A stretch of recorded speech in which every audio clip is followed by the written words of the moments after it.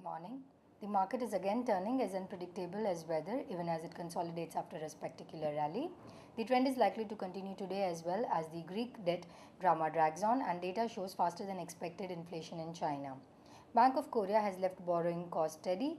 Japan's core machinery orders dropped 7.1% in December. Talking of economic statistics, growth in direct tax receipts remains slow while credit offtake too continues to moderate. Car sales for FY12 may be either flat or even tad lower. On the plus side, FI inflows are still positive while the domestic funds are more cautious. The opening is likely to be a wee bit cooler as global investors fret over Greece's inability to seal a debt on second bailout.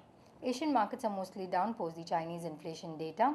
US markets managed modest gains while the European counterparts finished mixed. Lots of results are on tap today. Watch out for outcome of the ECB and Bank of England's policy meetings, but all eyes will be on the Greece as it seeks to secure more international aid to avoid a default. The FIIs were net buyers of Rs 3.84 billion in the cash segment on Wednesday, while the domestic institutional investors were net sellers of Rs 4.24 billion as per the provisional figures released by the NSE. The FIIs were net sellers of Rs 5.21 billion in the F&O segment on Wednesday, according to the provisional NSE data.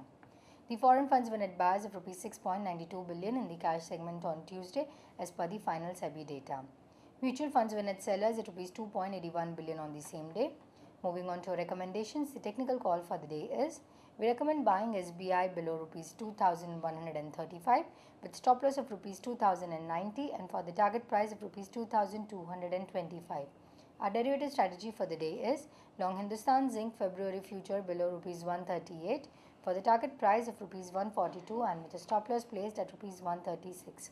Thank you. Wish you have a great day ahead.